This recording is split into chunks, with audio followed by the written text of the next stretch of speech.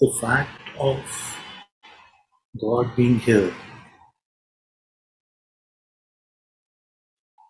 and available as presence, as being, as the witnessing,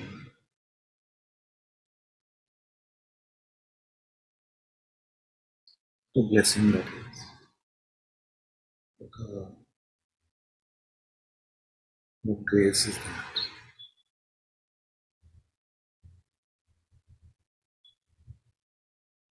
Even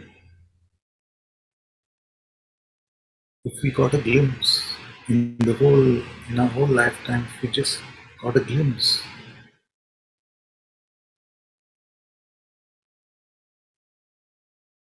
of Him, whether that glimpse was non-perceptual in the form of pure awareness, noticing the self as pure insight, as intuition, or that glimpse is in the form of the heart vibration accompanied by unconditional love, or that glimpses of boundless being,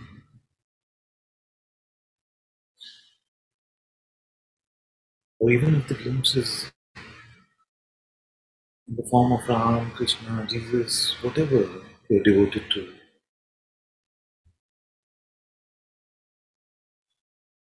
I think it's such a privilege.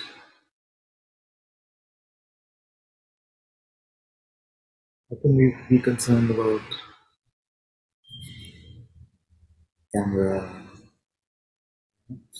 audio? No, we want to make sure it's good, but it's not priority.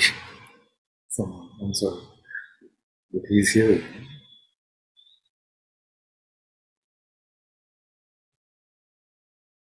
Imagine if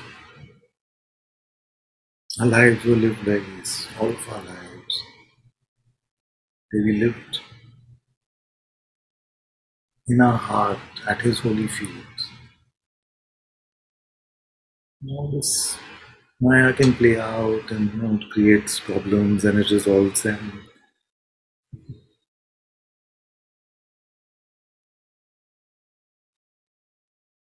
I am at His holy feet. I may say I am at His holy feet. I may say I am that holy presence. I may say even the presence arises from within myself.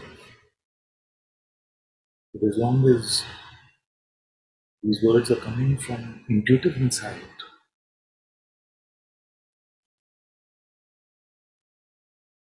and they are about Him, it doesn't matter what form the expression takes. We don't have to give it to our intellect and say, but is it like this or is it like that? It's too far away. The computation is too far away when you're sitting in His light. Let the world complete this thing. Let them judge whether you're right or wrong.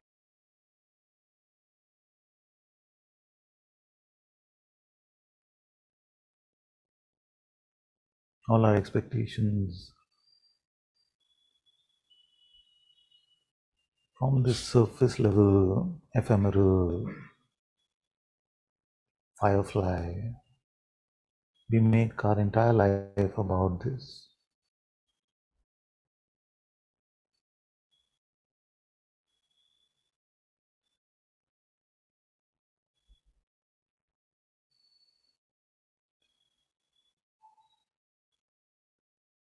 But when we are empty of that self-concern, when we are empty of that self-will, then we can just be empty. And the beauty of this empty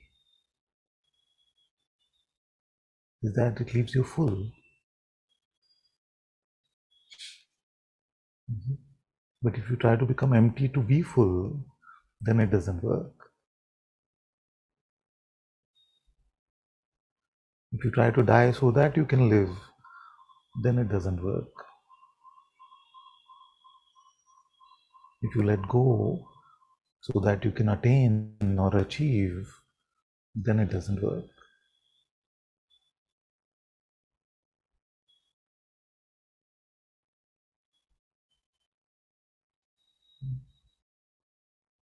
But when it is empty,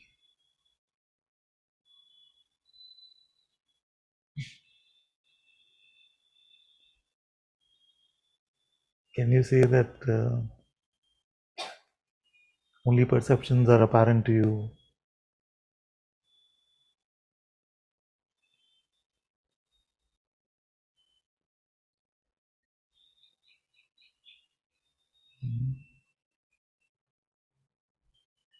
When it is empty, which means that you're not buying into any thoughts about anything at all, actually, but especially about the non existent me.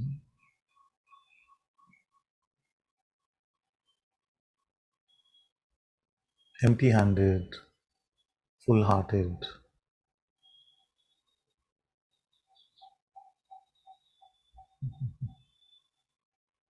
empty handed and full hearted.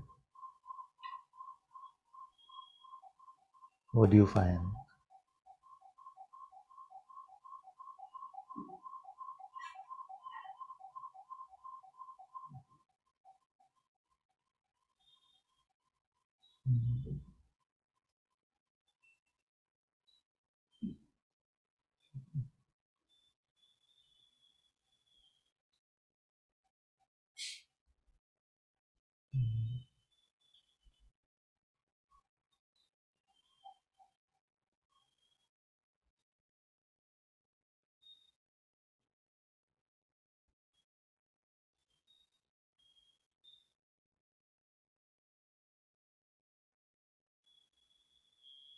So, whether you call it open and empty, or pure perception, or remaining in the unborn, or to be in the no mind,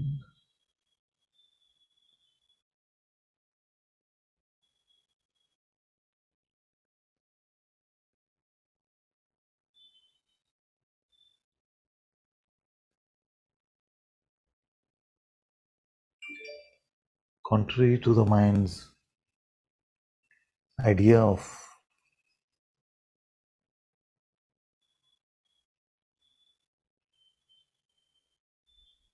an empty room or a nihilistic nothingness,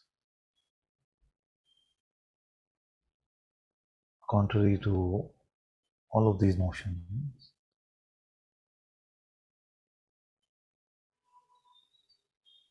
you find that I am empty of myself. I am.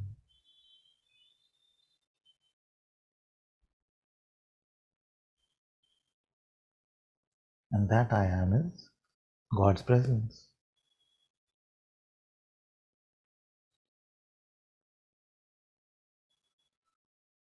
or the Sadguru presence, or the presence of the Holy Spirit, the Atma.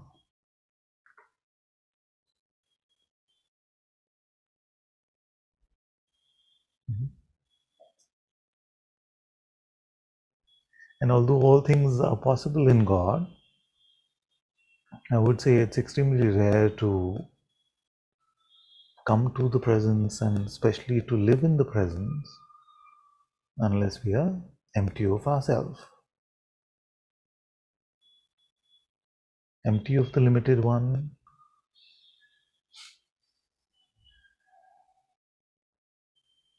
we get a window into His glory, His grace, His vast reality.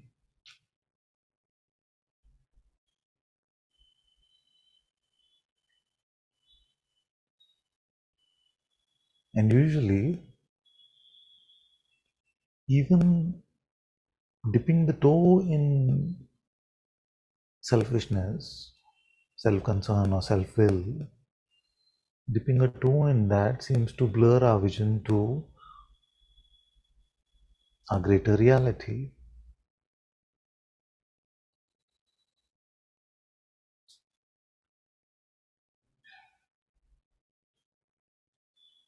And that includes all of our spiritual aspirations as well. So if we hold on to it and say, I want to meet God, so that then something, then we're already in trouble. So that then I can be happy, so that then I can be a teacher, so that then my life is sorted.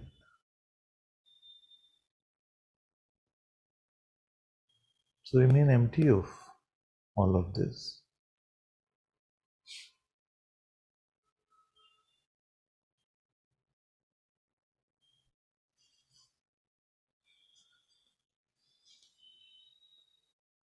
And this waking state, empty of conceptual grasping, is just to remain in pure perception.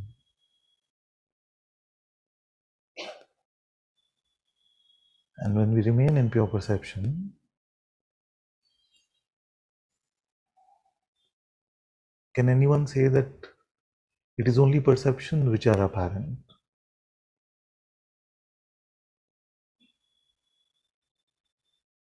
So although we call it pure perception, it's actually much more than that.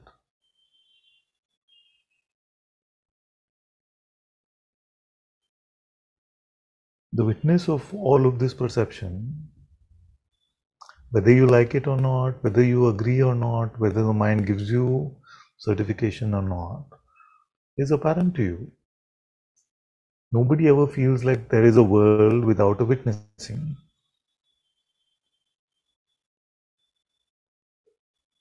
Can anyone say that their experience is just a world full of perception, sensation, everything, and there is no witnessing? None of you will say that. The witnessing of the world, and you will also confirm that I am the witness. You may say, I don't know who that is, I can't figure it out, I can't stay in that, all that mind resistance and attack will come. But nobody is saying that somebody else is witnessing this realm of perception. It is apparent that it is you. Yeah? So, if that I cannot be perceived and really can't be thought about either, and when you think about it, it's just nonsense, then what is the way in which we have come to this recognition or realization?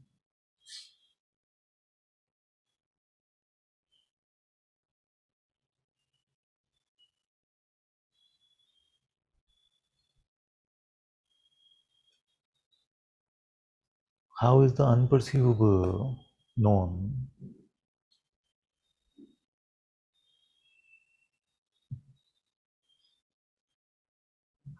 You could actually say it is known simply or naturally or organically, effortlessly. But since we want to sound a bit fancy, we say intuitively. It is known intuitively.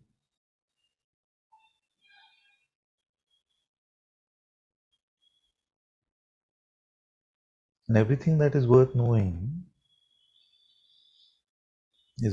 only in this way. How is presence known? Intuitively. How is love known? Intuitively. How is timelessness known? Intuitively. How is birthlessness known? Intuitively.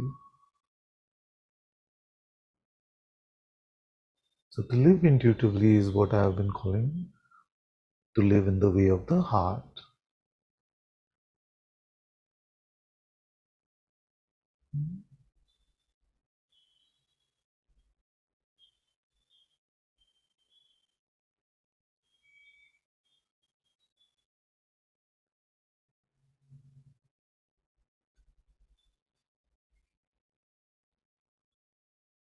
Then you ask yourself, who am I?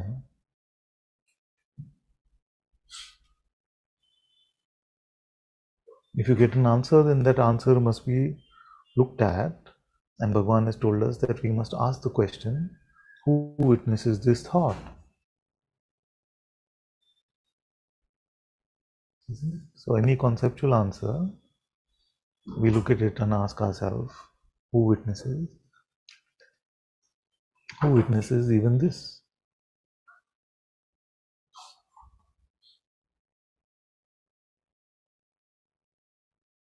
And don't settle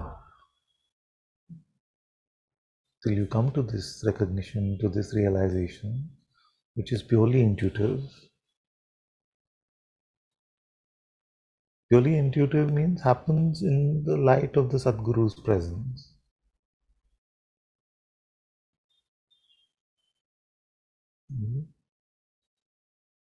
Because the Sadguru is the Holy Spirit, the Atma, that is the holder of this intuition.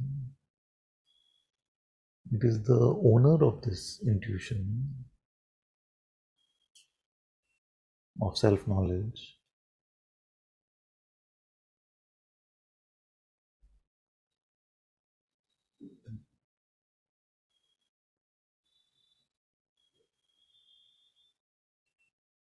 So to remain in the presence in this way and to recognize that my reality is beyond even presence and even being whose presence we are privileged to taste. The reality of who I am is beyond all of these things.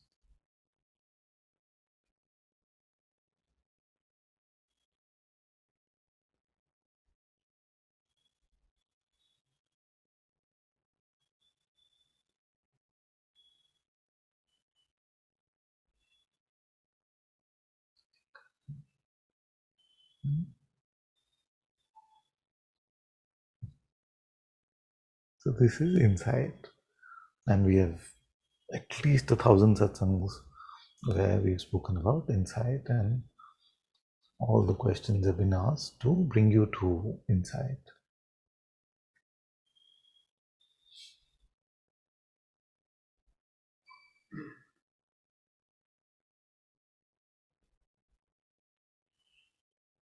Now in this game called Maya, of course, those who come to true intuitive insight are truly blessed. There's no question about that. It is really important, the most important, to come to God and the truth of who we are. There is nothing that can be more important than that.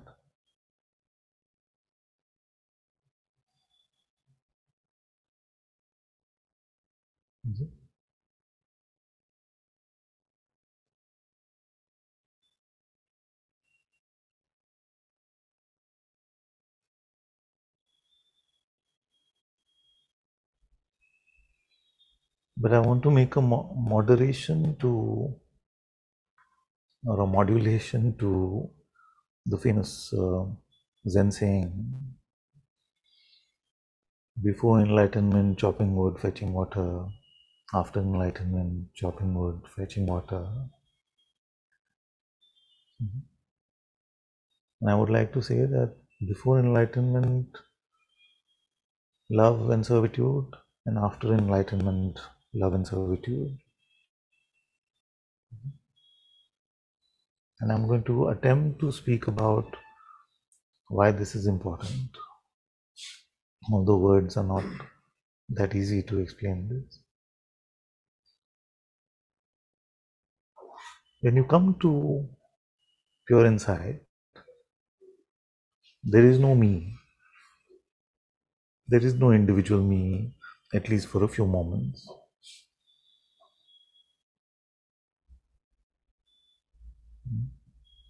Then you will notice that just like Bhagwan called it the burnt ashes of the rope. The rope used to be the concept of our separate individuality. Now it is burnt because of the insight that we've had. Now this thing, Bhagwan, you'll forgive me if I'm taking the metaphor too far, but the thing is that this rope may be burnt, but it is not dead. And I've really noticed this for all my spiritual life, that the rope may get burnt as a result of our awakening experiences, but we can never call that burnt rope dead. Because if that remnants of that individuality starts to grasp on to the intuitive insight and make it conceptual and build an individuality again based on that. So if it says, I am that, the only one, the Lord and Master of this universe, it is true.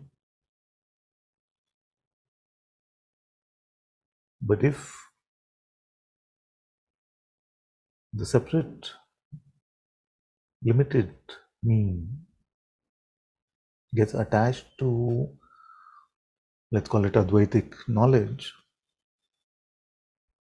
then it starts to take itself to be a glorified individuality, like a glorified achiever, one with God, and all kinds of silliness, which we've all, I'm sure, seen in spirituality,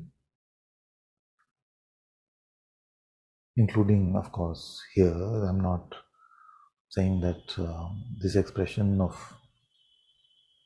Satsang with Ananta has been empty of foolishness and stupidity. I'm sure it's completely full even today of these things. So when I'm saying all of spirituality, I mean all of it. I don't mean all except here. So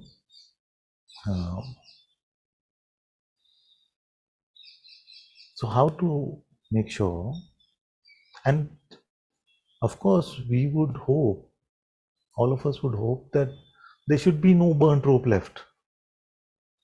It'd be so much easier if this me just completely went away. Then it'd be so much easier. And that's what I saw, isn't it? There is no me. And for a while, we must, like Guruji says, cocoon ourselves in that insight and remain just truly in that without any concern of rope, burnt rope, any of that can be kept aside. But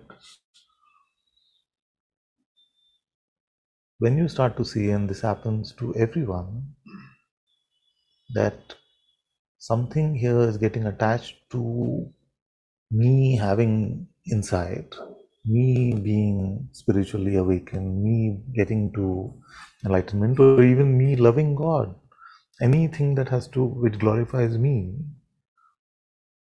that one, although non-existent, must be brought in deep love and servitude of God.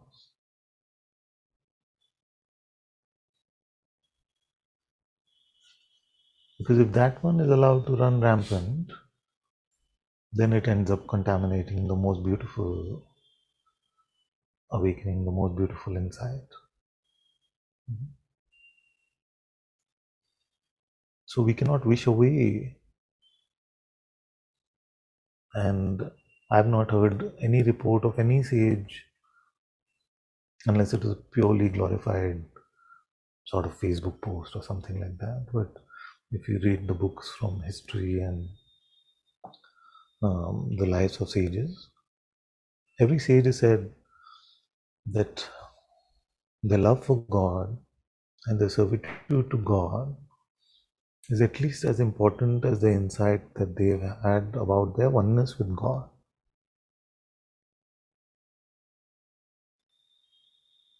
You struggle to find a sage um, who has said, I am now one with God, so he should serve me, I should not serve him. That is maybe a rare thing.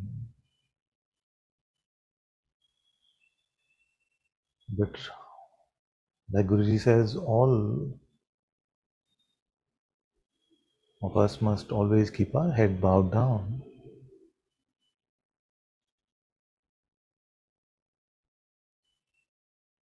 All sages, some of the children in Sangha have been reading Sri Ramakrishna, and his life embodies so beautifully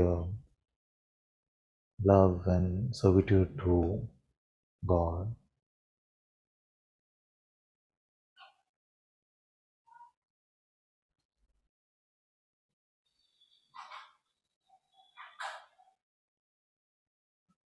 Because if we catch a hold of pride, then that pride will reinvent a new me, which is now a spiritual persona. And that feels like uh, it's fine to have that because it's full of insight. No, it isn't. No, it isn't. It's still blocking God's love. It's still blocking God's light. You're living still as if you are a me, an individual who is now a claimant to some authority because of God's grace of an awakening.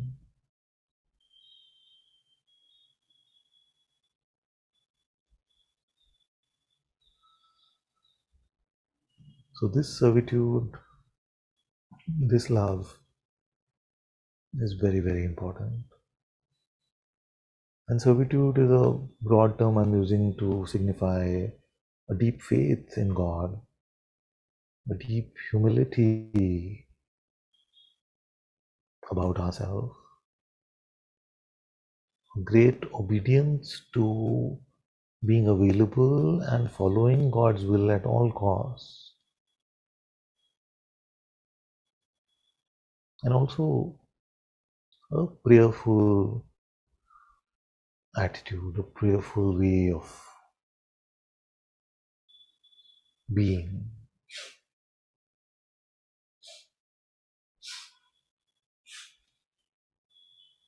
And all of these, you don't have to get intimidated when you hear them.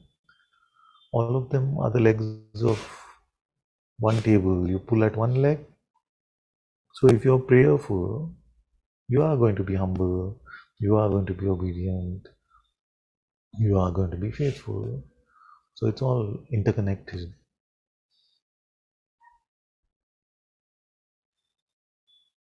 But this servitude is very important. And we've discussed this many times that most world religions put following God's will, let thy will be done here on earth as it is in heaven, is central to all religion. The devotion of Hanuman is central to Indian Hindu spirituality. And there is no other icon that is as prevalent in India today than Hanumanji is. So what does that signify? It is not the warrior mode of Hanuman is just when he was called by the Lord to get into that mode. So we must not mistake what truly Hanuman stands for. He stands for an utter devotion and servitude to his master Lord Ram.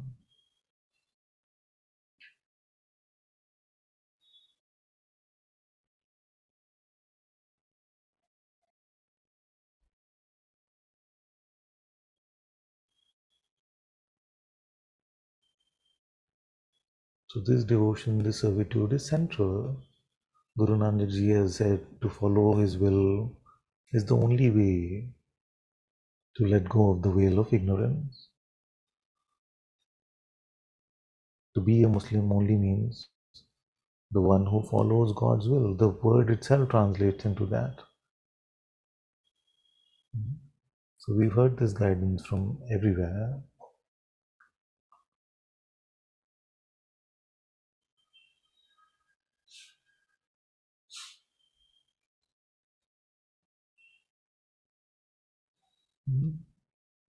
So servitude is really important.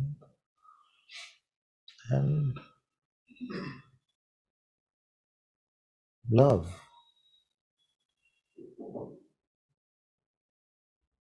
Now love is very beautiful because it's God's love. Nobody can really say, I created love for God. I created love for God. And yet, you can actively love God. It's not a solvable puzzle. It's like, again, intuitive. So you're like, does God give us that love? Or can I actively love as well? Both and neither and whatever option. But the point I'm trying to make is that it's completely within our power to love God. And it doesn't have to be the word God, although it's a very beautiful word, but just love for the being whose presence is here. And intuitively, we can recognize that that being is the only being there is.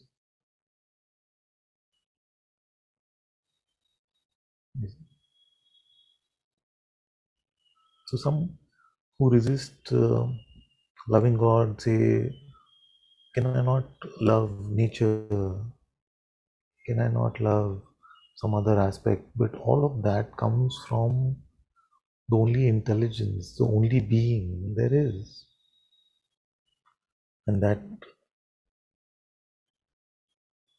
being in its beauty, in its grace, has also given itself the name and the presence I am.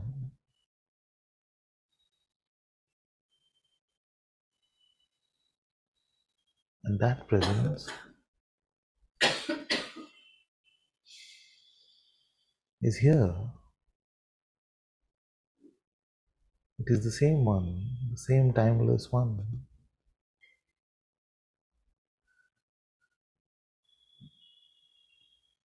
The one in which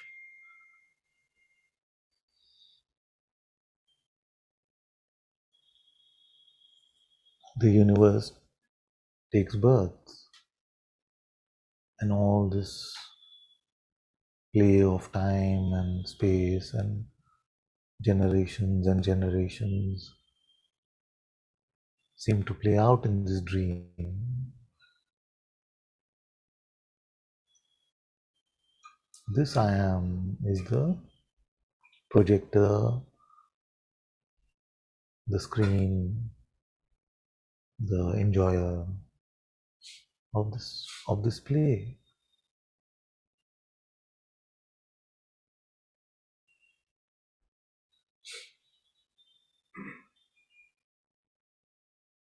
And the beauty of loving God is that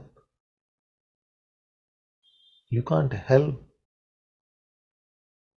that love from being reflected. As hard as you may try, you say, I'm going to only love God. You see, all these people are all Maya, they don't exist, they're dream characters, let them go away. But you can't help it. If you love God, it is bound to reflect even in this play of Maya.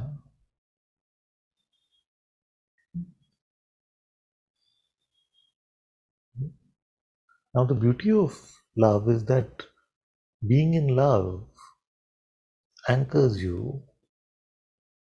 It anchors you. You don't fall for the temptations and fears of the mind because you're so deeply in love.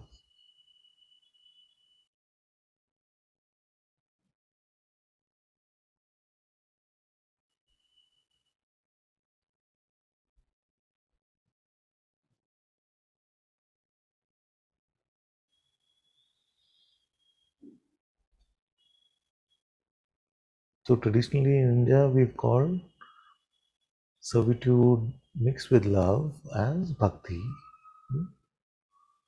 Bhakti is not just love because you can love someone but you don't want to serve them. See, you may love your partner a lot, but you don't want to serve them. You don't want to have a partner dictated life. See? So you may be, and I'm trying to encourage all of you to become happy to have a God dictated one. But you don't want to necessarily, although you may feel a lot of love for someone, you don't want to let them rule over your life and your world. So bhakti is that, and in the same way, you may be very obedient at work and follow everything your manager tells you to do, but you don't necessarily love them. You don't necessarily have to love them. So bhakti is a combination of that servitude and love, and I only put them in separate baskets for explanation so that we don't neglect either side of it. So as Bhagavan said that the life of a true jnani is like a bird, one wing being jnana and the other wing being bhakti. You see, so I'm not trying to make three wings now out of that. I'm just defining bhakti a little more, especially for those in the West.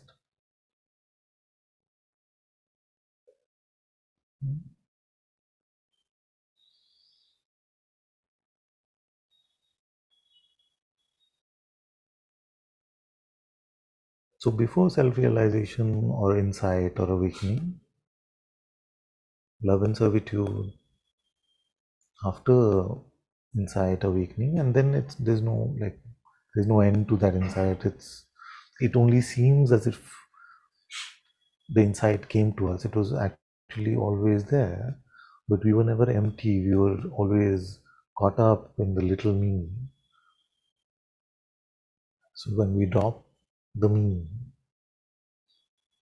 when we let go of our self-will and self-concern in love and servitude, then we make, that's why I'm saying before, because in love and servitude we make the fertile ground for the darshan of the holy presence and the insight of the absolute.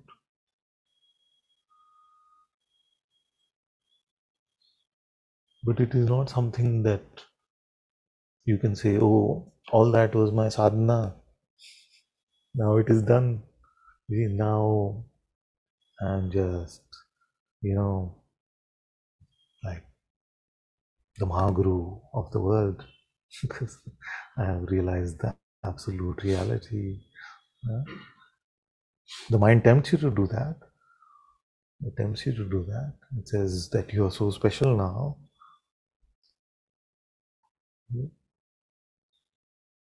So at this time, where the baby is being delivered, it's really important to continue to love and continue to have the inner intention of being only in service to God.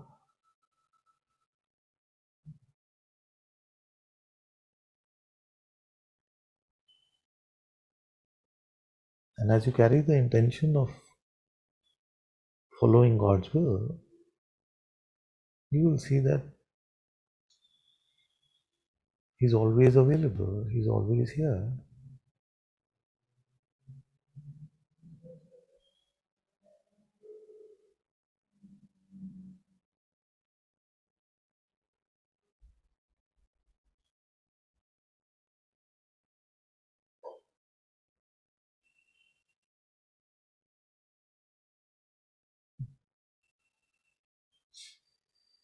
So, this I feel to say now that this is